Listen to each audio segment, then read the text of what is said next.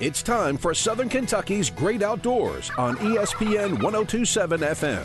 Brought to you by Bowling Green Refrigeration, Heating and Cooling and Renegade Marine and Outdoor Center. With your host, Brian Webb. Also starring John Kirby and Sergeant J.D. Williams from Mohawk Outdoors. Josh Honeycutt from Realtree Outdoors. Also made possible by Swagger Bipods, the Van Store Bowling Green and Glasgow. Your Can-Am headquarters. Introducing Pabst Beef Jerky. Our national sponsor, Big & J Long Range Attractants. Segments in part by Rockcastle Shooting Center, The Rock, and Renegade Marine, featuring Realtree's Michael Pendley Timber 2 Table Wild Game Recipes. Made possible by Outback Steakhouse, Bowling Green. And all phone interviews via the Linex of Bowling Green hotline. Get ready for all things outdoors. Here's your host, Brian Webb. I am Southern Kentucky Great Outdoors. I am your Spirit of the Wild brother. God bless America. God bless Kentucky. God bless working hard, playing hard American families in the asset column. We are blood brothers.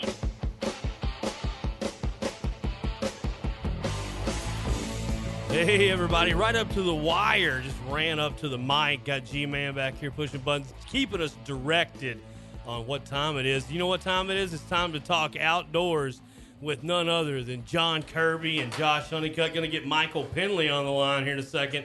Timber to Table brought to you by Outback Steakhouse. Walkabout Wednesday. You get two awesome entrees for an absolute steal. And a coldie or something of your choice there. I mean, it's up to you what you go with. Kirby, what have you been up to, man? I know you've been in the woods. Yeah. Just kind of standing by, waiting for deer season. It just like, you know how it takes forever for Christmas Day to get there? That's how I feel with deer season. You know, and I'm sure every other hunter feels the same. I'm sure they do. And you made me think of a memory as a child. Back then, I remember when the first remote came out, Josh, and you know, you weren't born yet. John, you may have been thought of. I don't think you were born yet, but we had an old RCA, and Garrett, the remote had a long cord on it. That was the first type of remote. So you got to sit on the couch and change the buttons, but you could play double dutch with it too. Honestly, how many people could use that remote right now, considering how often they lose remotes? That's a good point. They ought to make that as an upgrade. But anyways, long story short, we were watching Dukes of Hazzard, man, which was probably one of my all-time faves. I was a Fall Guy, but Dukes of Hazzard was so good week in, week out. So one night, long story longer, we're watching it, and there was technical difficulties, Garrett. And Dad said, and a little thing pops up, and I can remember it was a little cartoon with a guy like standing by something that was sparks were coming out of it, but it was a still cartoon photo. And never technical difficulties on the cartoon for technical difficulties, are there? No, not Those anymore. You don't see that anymore. So it says, "Please stand by, John," and Dad coaxed me into going standing by the television. And I fell for it. I was only 7 or 9. You fell for it, huh? I fell for it. You don't fall for much these days. Pretty sharp. Can't get one over on Webb. I don't know about that, man. I appreciate it, though. But we got it. John, tell us about our guest, bottom of the hour, man. We got a guy on that's really a topic that you guys have talked about over the years a lot, and I think it's cool that we're going to have a specialist on that topic. And tell us a little bit about him. Yeah, Mr. Aaron Warbitten from the Hunting Public, and those guys do an incredible job killing big deer on public lands. As hunters, we're all public land owners. A lot of us don't take advantage of it for one reason or another. Maybe you have private lands to hunt, which is great. These guys get out and get it done on public land, which is some of the tougher hunting that can be had. Josh, you got anything to add to that? Yeah, it's something that is really important because, that's real life deer hunting. That's what most people identify with. So I think he's going to be a great guest and something that a lot of people out there, including ourselves, we can learn something from him. We got, for the fishing report tonight, Matt was going to be with us tonight, but he ended up having to do that overtime thing. He was on them. He's been on them. Yeah, not Robertson. The other Matt. Oh, okay. Stinson. Gotcha. The other one that's always on. The other that's always on them at Bering River Lake. But but he was kind enough to send me a really nice, up-to-date, like last night up-to-date fishing report. So that's going to be coming up in the Renegade Marine. Going to be enjoying that. But without further ado, man, let's get our main man on, Michael Pendley.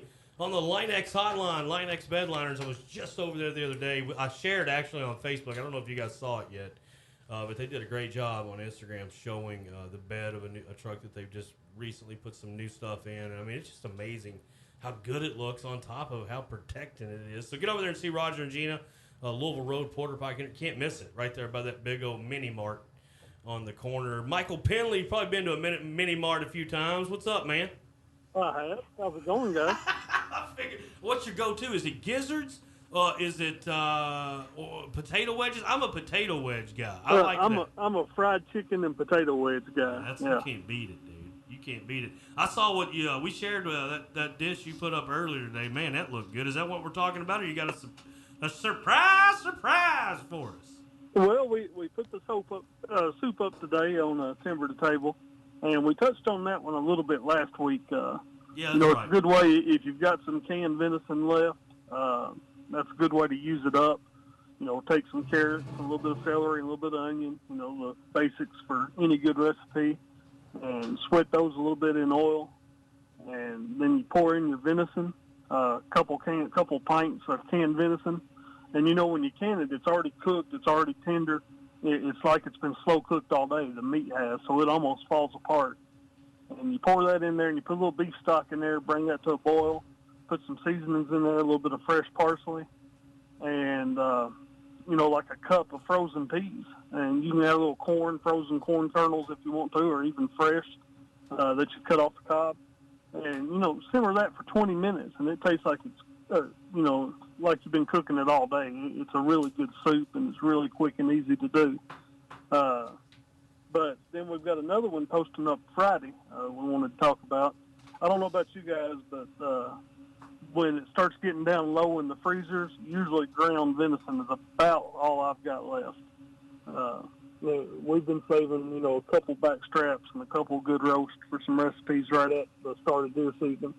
But we're pretty much down to ground venison, so we're using a lot of that up right now. And we did one that we're going to post up Friday. It's a good camp recipe. If you're going to deer camp, or if you still got, a few weekends that you want to get out with the family and just do some family camping, it's a good one for that. Take a little bit of ground venison, put it on an aluminum foil sheet, dice up some green peppers and some onions, put some oregano, a little bit of salt, a little bit of pepper on there, and just wrap it up tight. Throw it in the campfire, directly in the coals, and let those cook for about 20 minutes in the coals of the campfire. Flip them a couple times, get some long tongs, and when you take them out, it's cooked like a Philly cheesesteak. And we open them up, and they're still super hot when you open them up, full of steam, so be careful when you unwrap anything like that. But then we sprinkle on some cheese and let it melt just from the heat of the food in the foil packet. And then, it's super simple. You can dig in with a fork. Everybody loves a good Philly cheesesteak. And the best part of it, there's no dishes to wash when you get done. That's my favorite part. Yeah. Hey, I'll tell you, you made me think of something. You said the steam, that steam can burn you, man, and, man, steam is rough. It can be. I've been in the kitchen all my life, and my hands, people say they must be made out of asbestos because I touch hot pans and hot stuff all the time. But steam gets me every time. If I'm not paying attention when I open a pot,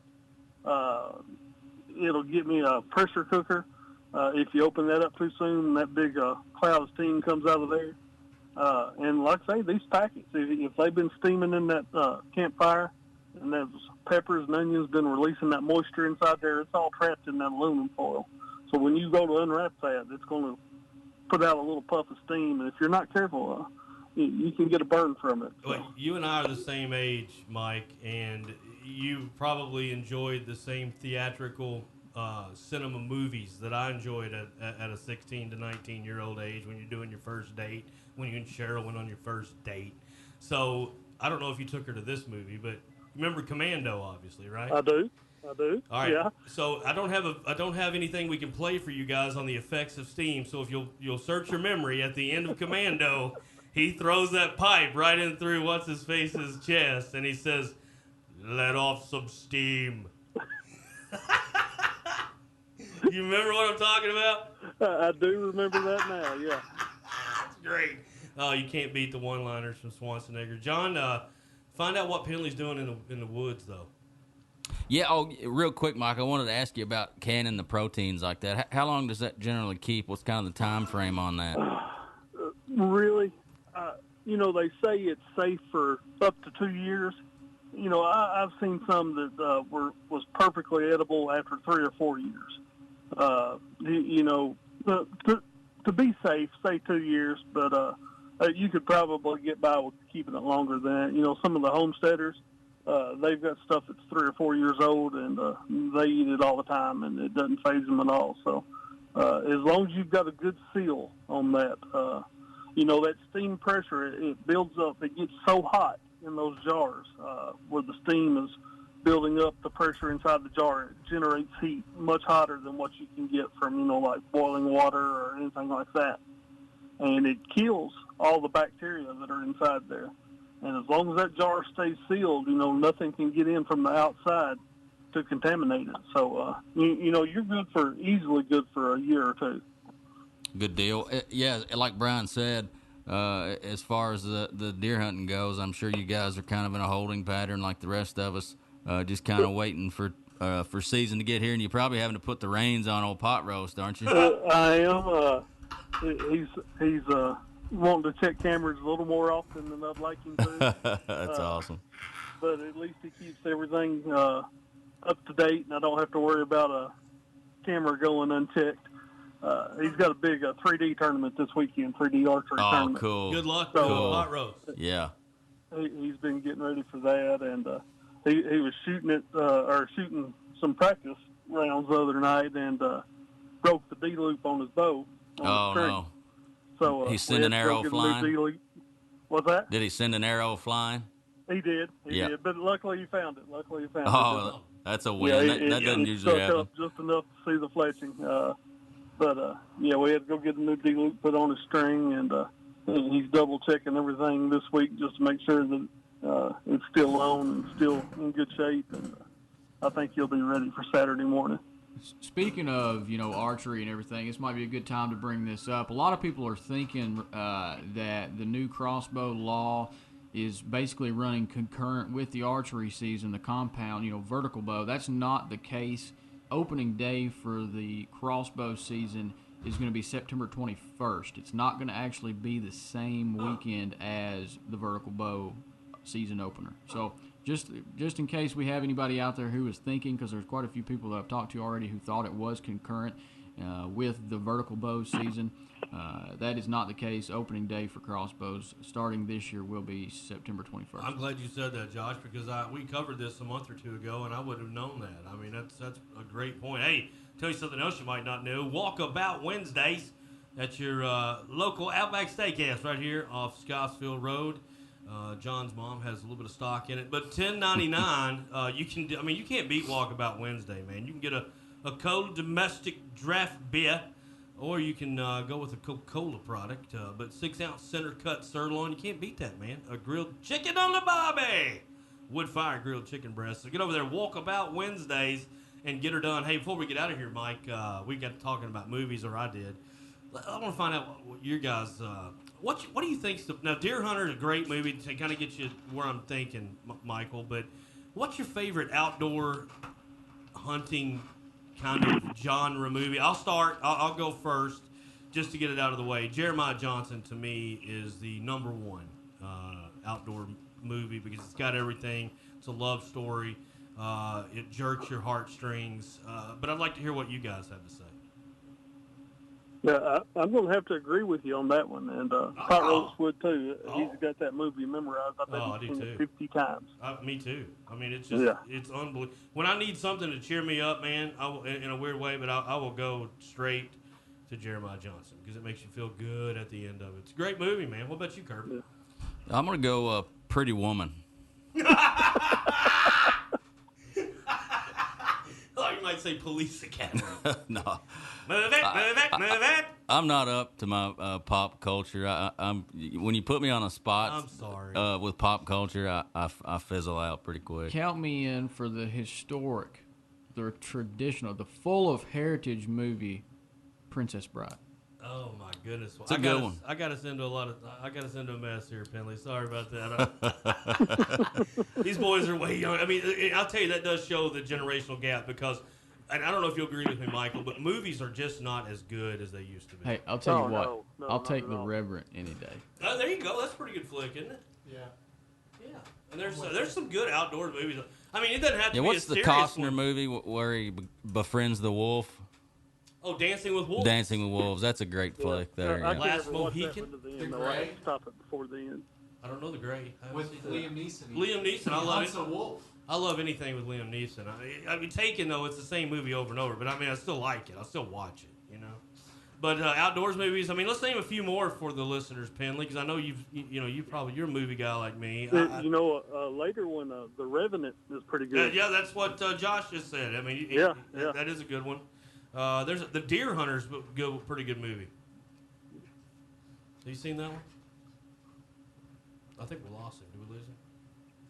I don't know. You there? Yeah. Oh, yeah. All right, I got you. You're in and out. That's what happened. I knew something was going on. Well, we'll get off the movie discussion, but man, it's always fun, and we can't wait to hang out, dude. Hope everything's going good with the family. We appreciate you here. Outback appreciate you, and Soky's Outdoors appreciate you. Thanks, guys. Check Thanks, him Michael. out. Timber to Table, Realtree Outdoors, Realtree.com. We'll be right back with the Renegade Marine and Outdoor Fishing segment. Southern Kentucky's Great Outdoors, ESPN 1027. Earl, where in the Sam Hill have you been? I called you an hour ago. Luann, I had to load the boat and stop for some soda pops. Well, I'm sure glad you're including me in your priorities. They are still not working. Now the chair is stuck to my hind end, Earl. That is not funny. If I don't get this chair loose, it's liable to ruin my new, fun summer shorty shorts. all right. Get in the bed of the truck. What? I'll take you to... No, You can't fit in the cab with that chair stuck to your backside, Luann. this is ridiculous. The doctor will see you now. What seems to be the problem? Well, obviously this chair is stuck to my fanny. Actually, I've seen this before. It's called sticky chair. First thing, you must turn to the experts at Bowling Green Refrigeration, Heating and Cooling for your Carrier unit. Ours is one of them others. Don't worry, they service Carrier and all other brands. Now, Earl, if you lend me a hand, let's get this chair. Hold still, Luann. 1, 2... Ouch! Sweat, combined with furniture, can cause sticky chair. Take preventative measures now with Bowling Green Refrigeration, Heating and Cooling. Servicing Carrier and all others. 270-782-5391. Where we live, it's best enjoyed on the water. And Renegade Marine can get you there with hundreds of new boats in stock, plenty of pre-owned models, accessories, service department, specials, and financing available for endless swimming, water skiing, fishing, sunning, and fun and all summer long. Ready? Then navigate to Renegade Marine, your authorized Nitro Tracker, Regency, and Sun Tracker dealer at exit 107 off the Western Kentucky Parkway in Litchfield. Renegade Marine always wants to see you on the water with a smile. This is a Morgan & Morgan consumer message. If you've been in a car crash or suffered an injury, this could be the most important message you'll ever hear. Almost always, the person refusing to pay you is not the person who caused the injury. It's their insurance company. State Farm, Geico, Allstate, and the like.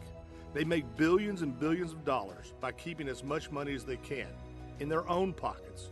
Big companies with the deepest pockets and an army of lawyers, literally thousands. But at Morgan & Morgan, we too have an army of lawyers. And you know what else? Many of our lawyers came from the same insurance companies we now fight against. If you're injured in a car crash, slip and fall, or the victim of medical malpractice, our Army will fight like hell for you. Just dial pound cell phone. That's pound 529. Pound law. That's all for the .com. Offices Bowling Green. Hey, it's Nick Noble with the Rockcastle Gun Show here. We're talking about Swagger bipods. Do you want just your average barrel rest, or do you want to shoot with some swagger? Introducing the Swagger bipods. They expand your shooting zone with Swagger, the all-terrain hunting bipod. After more than 100 years, finally shooters have a bipod with flexible, hyper-extending, telescoping legs that give you the agility like never before. So get rid of stiff legs and get the bipod with infinite maneuverability. Swagger, the bipod that moves. You're going to need a bigger boat. It's time to go fishing with Renegade Marine and Outdoor Center, 415 Commerce Drive, Litchfield, Kentucky, on SOKY's Great Outdoors. Hey, thanks for hanging out with us. We just heard from our man, Timber to Table, Michael Penley from Realtree. We're going to talk a little fishing here in the Renegade Marine and Outdoor Center fishing segment. I don't know if you've noticed, I've been sharing some Newton Facebook posts, John. I really enjoy watching them. John, I call him John Juice Newton. For the Garrett, you know who that is. I like that. Yeah, that's good stuff. But man, I'll tell you, Stinson hooked me up today. And I've had 74 texts since then, so let me go down here and see. I'm going to read this. Sorry if it doesn't sound great, but fishing's been pretty good on Barron. Decent day and night bite. Mainly brush and main lake points have been the key to better bass here lately. Targeted areas anywhere from 6 foot deep to 25 foot deep. Cranking bite ain't been the best, but jig, spinnerbait, and nighttime blade have been the key factors for most. That's good to know, John. Water's dirty, stained in some areas of the lake, and starting to turn over on some also. Walnut Creek area have been on fire last couple of tournaments. Skaggs Creek as well. The variety flipping docks have produced some as well. Mainly the best times right now have been early morning, midday, after 10 o'clock p.m., and then transition from day to dark have been pretty slow, but tends to pick right back up later on. So remember, on Tuesdays and Thursday nights during the week, there's tourneys are still open, and their next BRFL event is this Saturday night. For any information, feel free to call Matt Stinson. Number's 270-618-1832. That's 270-618-1832. And Stinson sends his best. Sorry he couldn't be here. Hey, man, that's great stuff. John, that's good information right there. Absolutely. I mean, I love Walnut Creek. That's probably one of my favorite areas on the lake to fish. Got a lot of crappie down in that lake. Barron's kind of been off, though, the last few years. You know, it really is kind of puzzling, to be honest. Well, I'm no bass fisherman. I love to bass fish, but I wouldn't classify myself as a bass fisherman. But from everything I hear, it's just really kind of been off for the last few years. I think you're right, and I think that's the sentiment kind of across the board. I mean, with the guys that are up there, you know, week in and week out, and that's who you want to, you know, hitting the bass fishing. That's who you want to talk to. And Stinson knows, and I think that's kind of what everybody's saying. I know my dad's. I've heard him say that. He's at Barron often. And, you know, it makes you think next year's probably going to be prime. You know? Well, you hope so, but you know. While all the fishermen want the lake to flourish, the lake kind of being off, I think, plays into the hands, wouldn't you think, to the better fishermen that fish that can catch those fish when everybody else can't. Profound point, and I absolutely concur. Secret pro tip here: bobbers and worms. There you go, man. Been a lot of fish caught with bobbers and worms. Go-to right there. Guaranteed. Every week. I think that state record wasn't that No, he wasn't fishing that on a plastic, was he? I think. Oh, I have no idea. I don't either. We'll have to look that up. But I'll tell you, it was a great. I've been checking out Matt Robertson. He's out there rolling. That man can catch him. I tell you what, though, Nick Ratliff. Have you been noticing that guy? I mean, he is absolutely on fire. All right, I got a question. Yep. Got 5 choices. I like it. Nightcrawler, crickets, worms, liver, or miscellaneous. What you got? So I can interject the miscellaneous? Yes. What are we fishing for? Everything. Everything? You're fishing for everything. Go to fishing for anything that bites. Man, I would probably say worm. John. I'm going chicken liver because when I'm not catching anything, I can fry them up and eat them myself. Touche. Great. Well, you didn't give yours. M&M's, I guess. M&M's. I might try that. It'd be hard to get a hook in it, though. I don't know. No, pieces of bread work good for me. Really? What about towel worms? Do you like them? I don't know. No, you don't like those? What I tell you, man, have you ever smelt just the stinkiest catfish bait ever? I mean, I've never had any luck with it either. Have you not? See, not really. I no. always grew up here, and the stinkier it was, the better bite. Sure, and I agree with that, but I've never had good luck with the store-bought, pre-made stink bait. And I've always had better. Well, catalpa worms is a heck of a catfish bait. They are. But I've had a lot of success with chicken I use liver. goldfish. Oh, that's just hard on the young folks listening. I mean, somebody obviously probably just lost a fair goldfish because it is fair season. They're hiding their beta fish. I never did understand that, man. I mean, you think PETA gets mad at everything in the world. You never heard him say anything to a carny about turning bags of fish loose at the fair. The more golden the goldfish are, the more attractive they are to those big catfish. Oh, we should design a goldfish bait. Speaking of Peter, I had a guy kind of confront me on social media last year about a deer picture that I'd posted over a bait pile. Even though I rarely, if ever, hunt over bait piles, but this guy was an anti-hunter, and but I looked on his page and he was big into fishing. He was like, "You trick your deer with food," and I was like, "Well, you do the same thing to those fish." That's so true. Yeah.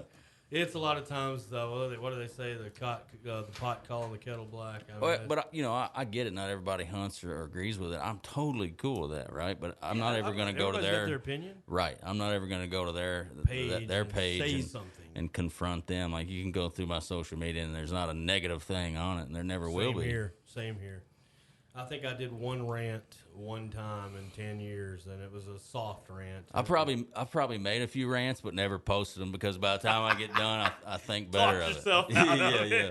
I felt better after doing the rant. I was like, okay, to saving a lot of people's jobs. These days, you just can't really do it. I mean, of course we don't do this show because there's a political angle, or because we strictly just love the outdoors.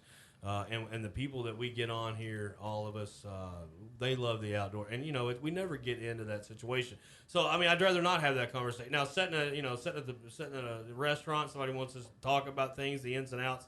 I'm just a man that believes that we're all smart enough to compromise. Sure. Somebody wins a little, somebody loses a little, but at the end of the day, we all get to play the game. To me, that should be what leaders are thinking, but I mean, it's just, somebody said the other day, well, that's great, but in a perfect world, well, we have the ability to make it a perfect world, right? Well, that's just too much common sense there, Webb. I'm going to get political for a minute. I like Cheetos better than Cheese Puffs. I like the hot Cheetos. I like hot Cheetos, man. They are good. I tell you what I like even more than that. You go to papsjerky.com, and you're going to be able to find some stuff that's going to make your tummy sing like a songbird, and that's papsjerky.com. Fueling your outdoor lifestyle. Best stuff I've ever put in my mouth. Right now, you can get that right here in stores in Bowling Green. You can get that Grippo's iconic barbecue flavored. They marinate 100% American beef to perfection, then slow cook it and slice it thin. That's, to me, John, that's the kicker on the Paps, is they slice it thin like chipped ham. It's unreal. Does that go pretty good with a bag of Cheetos? You ain't kidding, it will. Have you ever had a bag of Grippos? No.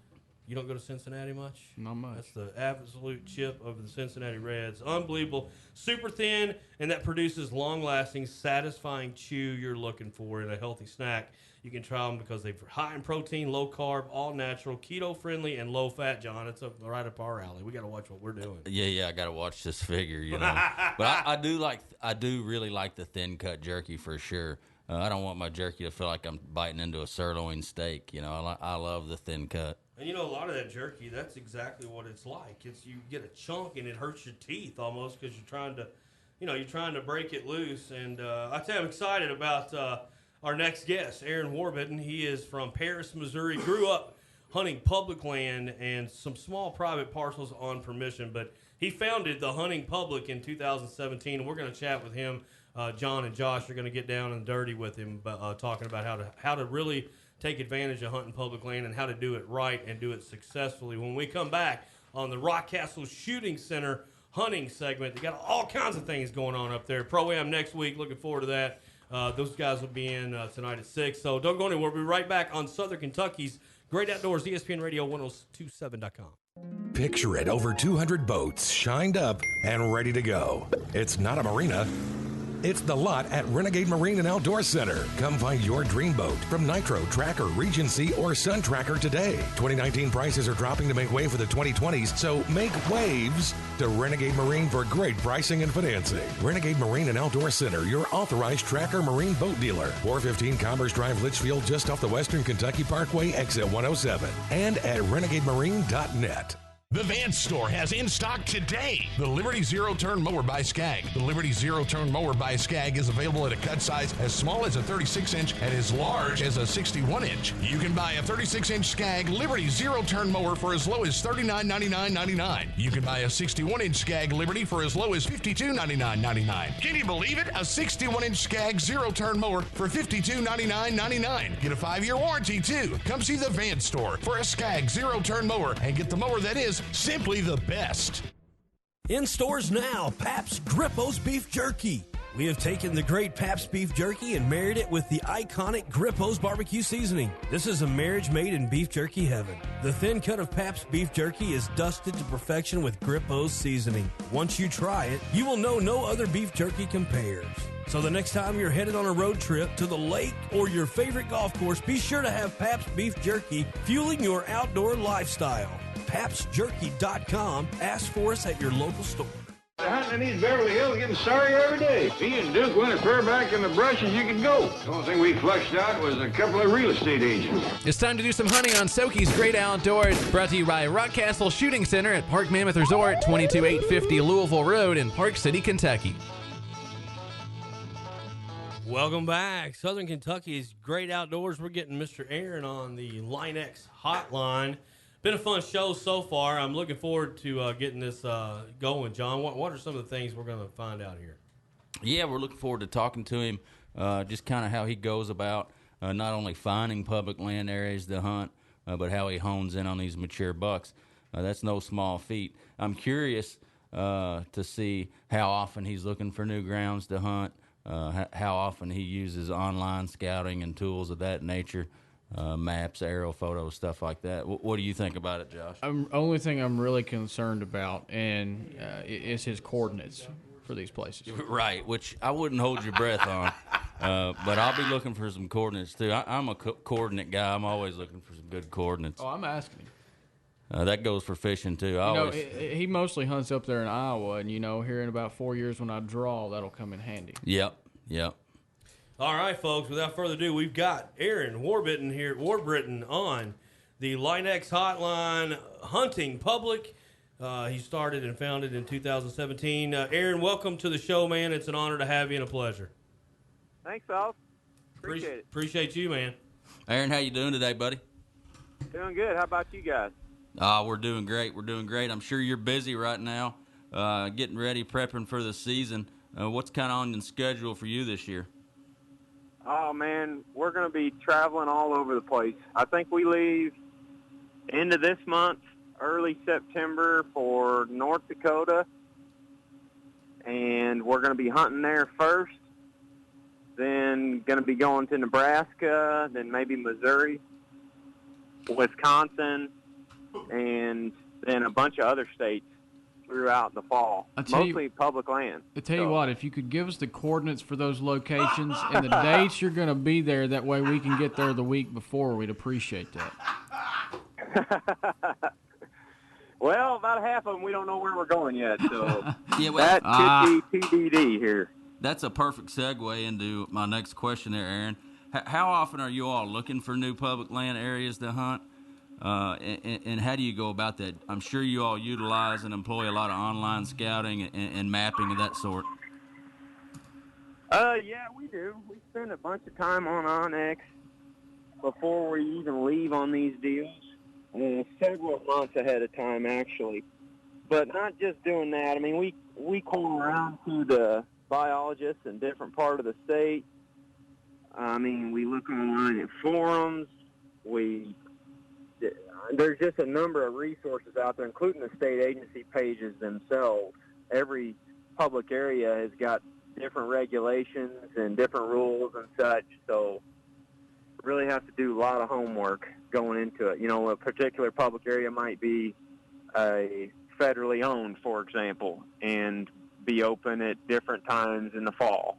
And maybe it's open for certain methods where other areas right down the road are open for different methods, and so on and so forth. So lots of computer time before we leave on these deals.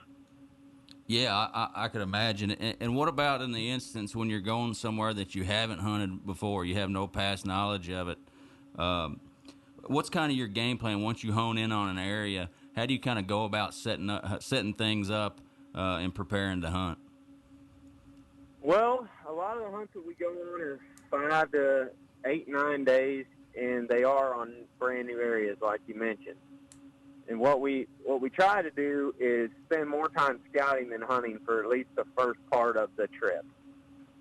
You know, I mean, we'll get into areas where we can observe. That's the ideal scenario, where we can set up and maybe watch a long distance for the first couple hunts, then get eyes on some deer, then move in there. Maybe we sacrifice a couple hunts and we just literally drive around from spot to spot, checking for tire tracks, checking for overall pressure, glassing fields in the evenings or whatever it is, just trying to cover ground. And ultimately what we're searching for is a spot where people have overlooked and they're not going there. And then we usually find the bucks in there. Absolutely. That's a great point. Josh, feel free to fire away. I don't want to hog the mic here, buddy. Yeah, you know, when it comes to getting out there and trying to figure that property out, how important is topography to you guys? It's very important. It's topography and just habitat diversity, everything comes into play there. And ideally what we're looking for is the most diverse area where there's no human scent. So, and sometimes that can be misleading because people think, well, I got to go 4 miles into a swamp to get away from everybody else. But we have success really close to the road, really close to access points often. But the one common theme that we seem to run into is that there's always a fair amount of diversity in these spots where these bucks are at, where they're bedding and where they're holing up at. I mean, they've usually got water close by. They might have multiple food sources. The bedding area that they're using is secure. There's nobody going in there. Otherwise, they wouldn't be using it. And it's giving them some sort of an advantage. Yeah, absolutely. In other words, for the listeners out there, you guys don't overthink things. You're really just looking for overlooked edge habitat that supplies the 3 basic needs of a whitetail deer. Yeah, that's right. And kind of the mantra there, you hear folks say it all the time, in order to be successful on public lands, you have to get back off these roads, get away from everybody. Well, everybody's thinking that same thing, and I think that kind of leads to a lot of people overlooking these areas close to the roads, just like you all are talking about. Do you run into that a lot, Aaron? Yeah. Oh, yeah, without a doubt. And it still works. I mean, don't get me wrong. If you're willing to walk further than everybody else is, then you're probably going to get away from people and you're going to find a good spot.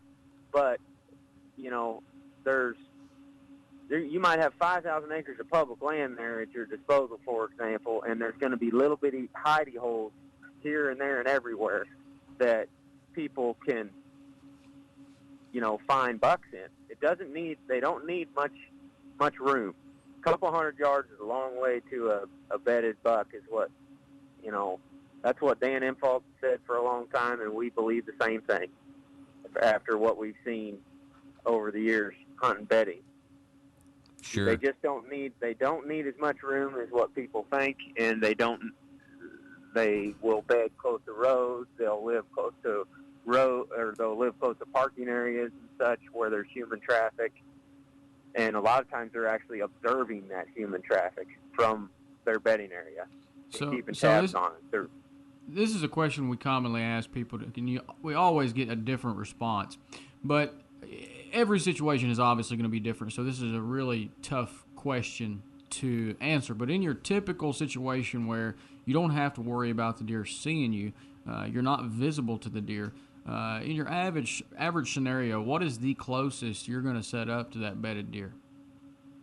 Oh, that depends so much on situation. It'd be hard to give you an average number. We're trying to get as close as we can. So as long as that deer can't see you or hear you, you're getting 50 close. yards, then that's where we're trying to get. I mean, if we can get right up there to where if the deer stands up, we can shoot him, that's where we want to be. It just depends on what the terrain lets you get away with. Sure. Aaron, could you give us a couple of your top 1, 2, or even 3 keys to success in connecting with a mature buck on these public lands? What are some things that you all do that maybe hunters listening don't have to necessarily do on private land that you really need to pay attention to on public land? Well, to be honest, we see a ton of similarities in the way we hunt public and private. But the one thing with public, I would say, is you can't control the pressure. So be aggressive, super aggressive. If you find a good spot, I would recommend hunting it, as soon as possible, because you have no idea what's going to happen with pressure. It could change in a matter of hours, and that spot could not be any good the following day. So you really need to capitalize on your scouting and get in there as soon as possible. I'd say the next thing is to be mobile. Yeah. And to move around. We almost never sit the same tree twice in a season, or sit the same spot twice in a season. We are almost always hunting a new spot, and it might only be 50 yards from the last spot that we hunted, but it's almost always a new location. And the last thing would be just to keep an open mind, and that'll help you be more adaptable to the changing situations that you're going to face. So if you're hunting big public acreage, there's going to be all sorts of situations thrown your way, and if you have a mindset to where you're stuck in your ways and only want to hunt one particular way, you're not going to be able to adapt to the varying situations that mature bucks live in. Sure, that's a great point. And Aaron, I'm sure you guys have had a great deal of late season success too. And I'm speaking specifically after like modern gun season in whatever state you're in, or shotgun season. Right. When a lot of the pressure kind of dies down, have you all enjoyed a lot of late season success that way? Yeah, we have. We've been pretty fortunate. It's on public land, late season. It gets so cold in our area that most people, most sane people don't go out into the woods. Right. And we just find that we get a lot of these spots to ourselves out there. And the deer are more pocketed that time of year. They are, very concentrated in these pockets, I should say. And if you find them, you can find a ton of them, and a ton of bucks and just deer in general that aren't getting hunted because the conditions are just too rough. And the colder it is, the better it is. So if you can get out there, obviously, and I think a lot of it has to do with late season. People are just burnt out. They've been deer hunting for 4 months, and they're ready to, move on to something else, and they just don't think about doing it. But on public land especially, we don't see a ton of folks out there that time of year, and it's easier to pattern deer that time of year than any other time. Well, right, and it's all about the food late season. A lot of these public lands that you're hunting, do you see that often where certain public lands maybe do some sort of co-op or crop sharing there on these public lands that you can take advantage of? Yeah, we do. We hunt some ag stuff late, but we found more success hunting just natural browse food sources super late. Right. That are located back in security cover somewhere or in a little overlooked area. A couple years ago we had real good success hunting a sick bedding area late season that actually had duck potato or arrowhead plant growing up in it, and the deer were going out there and pawing through the snow to get to that stuff. And we actually saw them feeding on the same plant clear back in June and July that same year. So it was something that they fed on at varying times of the year, but during late season they were hammering it. And then we also target locust trees a lot, because locust pods, for whatever reason, when it snows, when it gets cold, they start hammering those things. I don't know if it's because all the acorns have been cleaned up by that time or what, but good thing with late season and wintertime is their food source, regardless of what it is usually limited. And everybody wants to hunt the ag stuff because that's the most obvious food source, and it does work. We have success over it. But some of those other natural browse food sources are money if you can identify them. Yeah, because they're so limited back near the bedding areas. Yeah, that's a great point. Great point. Good stuff there, Aaron. What kind of switching gears just a little bit? What kind of gave you the idea in the beginning to start the hunting public? What was kind of the motivation there? Well, we all just kind of got together as a group, and all of us that started it come from similar backgrounds, hunting either small property on permission or public land our whole life, and we just felt like the social aspect of hunting within the deer hunting world and industry was going away, and that was how we all started. We always were talking about how much fun we used to have at deer camp when we were younger, and shooting whatever the heck you want to, and not caring what everybody else thinks. It's just getting out there with your buddies and your friends and your family and having a good time. So we just wanted to try to show people that you could have a good time out there on public land or anywhere for that matter, just going deer hunting. That's about as basic as it was. Yeah, that's so awesome. We just felt like we could do a good job of showing people that. So that's why we started it. Man, that's great stuff. Switching gears again, kind of like we all know the states that get talked about a lot. Your Iowas, Kentuckys, Illinois, and you don't have to be specific with this answer, but has there any places in the last several years that you've hunted in states that were just a complete surprise for the better, like sleeper states, sleeper areas? I mean, no kidding, and it's all of them. Literally all of them outside of the states that you have not mentioned there have been good. We've had success in Nebraska, Minnesota, Missouri, Kentucky. They're all over the place. We went to Alabama late season last year and got into bucks and almost got a chance at a couple nice bucks.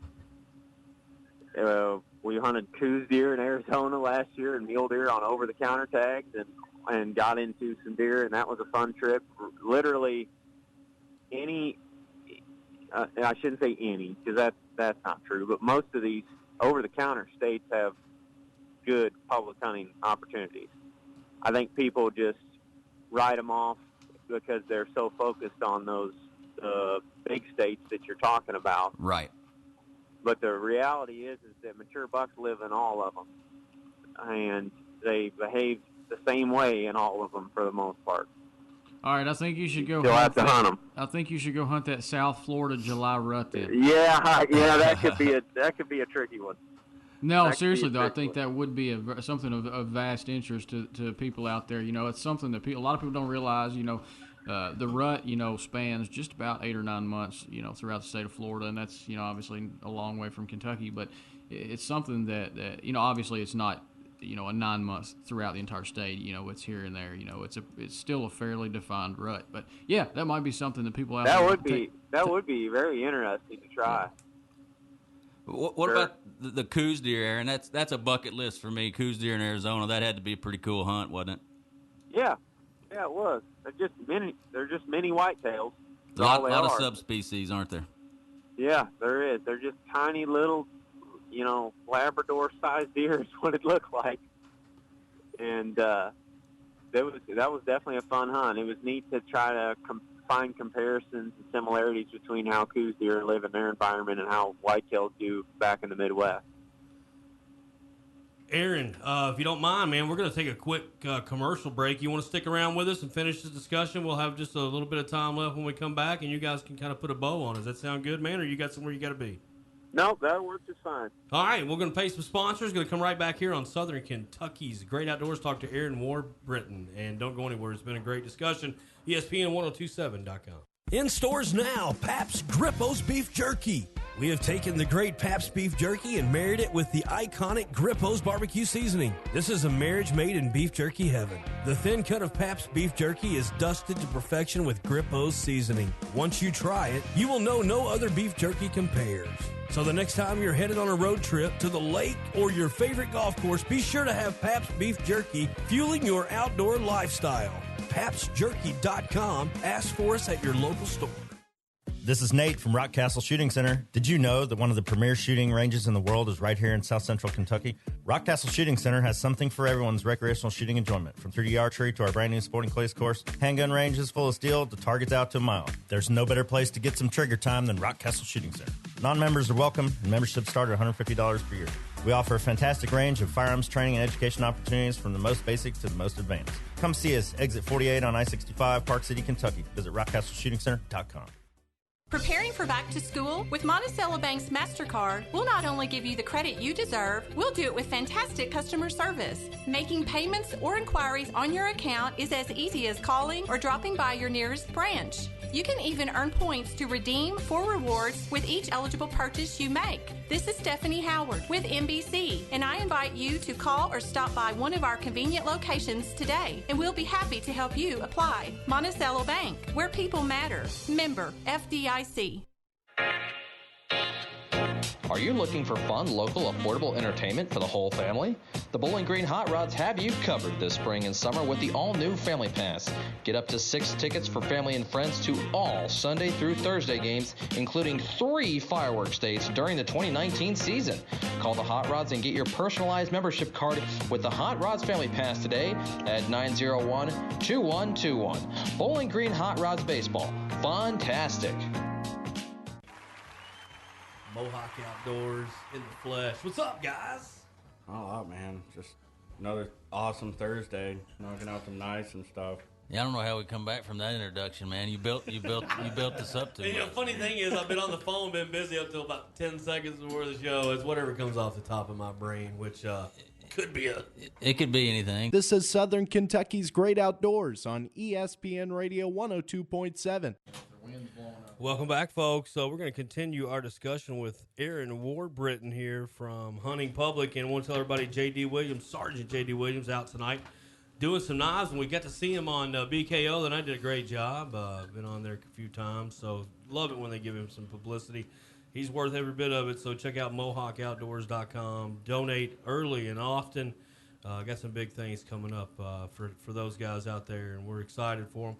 Folks, we're going to continue on the Line X hotline. John? Yep. Aaron, thanks for sticking around with us, man. No problem. Do you guys primarily hunt? Do you find yourself more west of the Mississippi or east of the Mississippi, or is it kind of everywhere?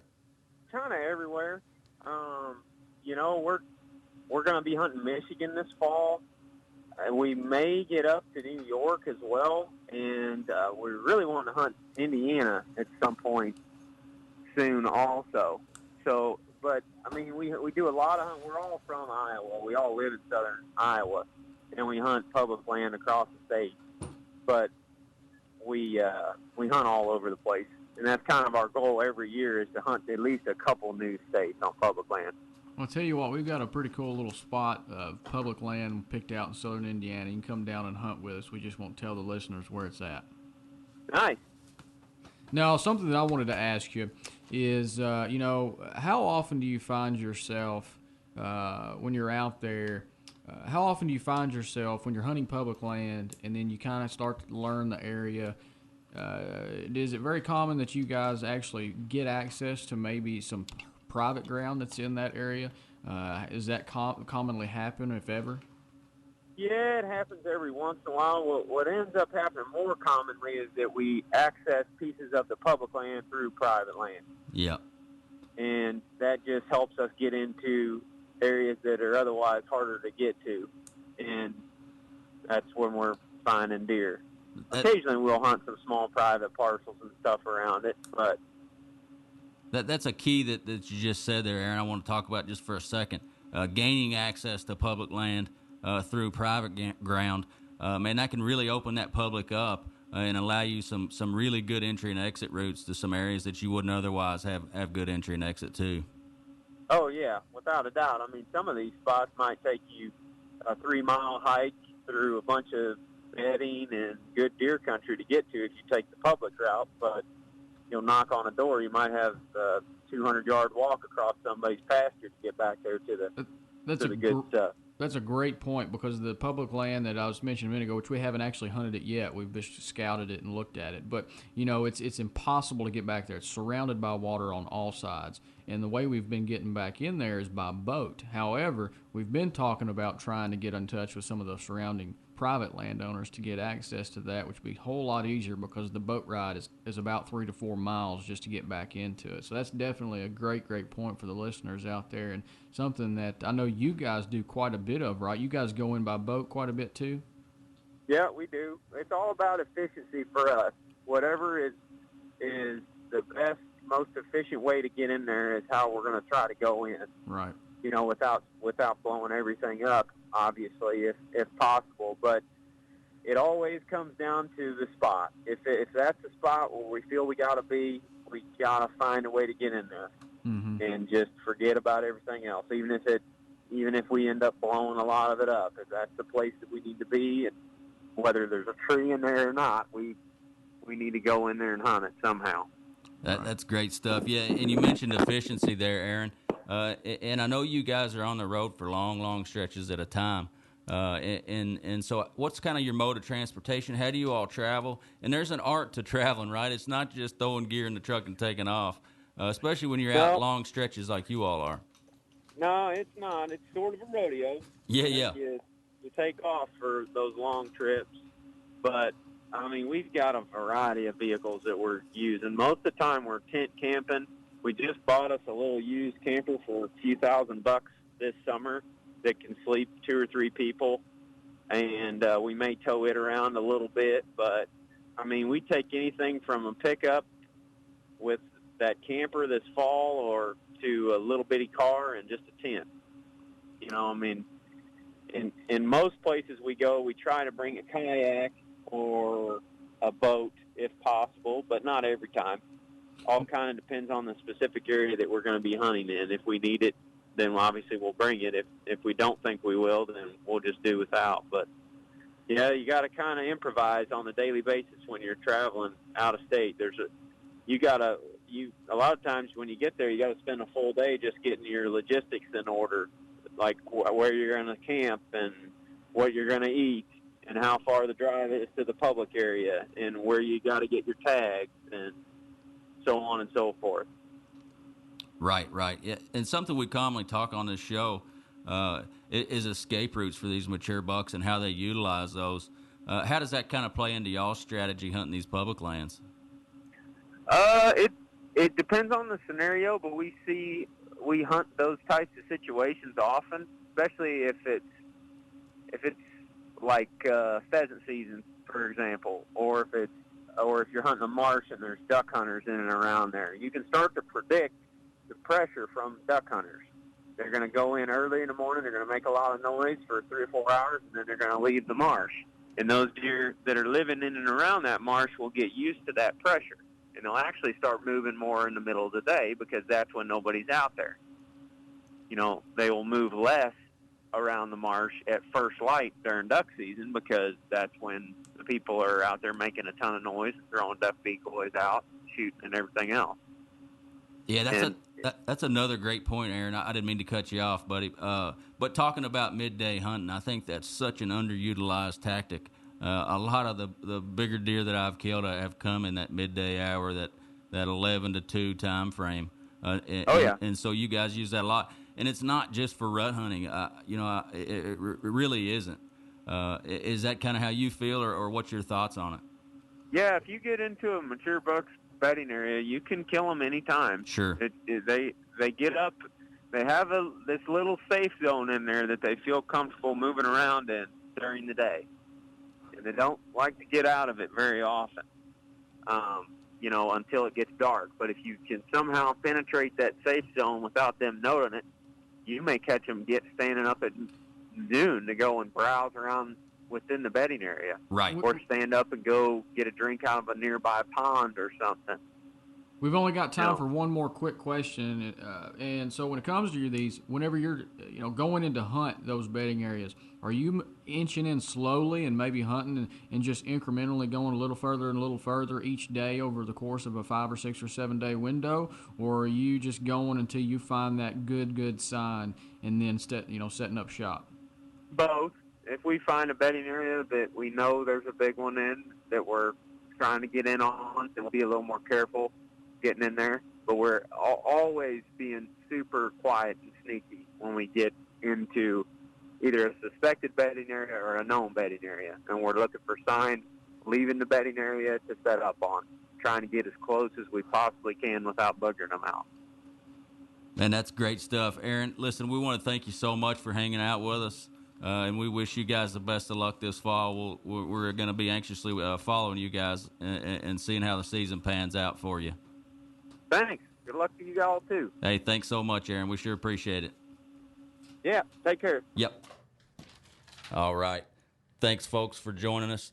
We sure enjoy bringing it to you, and we'll see you back here next Wednesday, 5 o'clock. Southern Kentucky's Great Outdoors. How's everything taste tonight, folks? How was your chicken tonight? It's excellent. Where was it raised? As a chef, it's important to know where your food comes from. That's why we buy local and Kentucky-raised food. We're the Settles family from Owensboro, Kentucky. We produce poultry for families all over the state. And we're proud of the products that we produce. If you're buying a chicken that came from our farm, you're getting an excellent quality product. Some of the best you'll find in the case. A lot of your local restaurants feature our poultry products. We are a Kentucky farm family. Feeding Kentucky. Feeding the world. Sponsored by the Kentucky Poultry Federation and the Kentucky Agricultural Development Fund.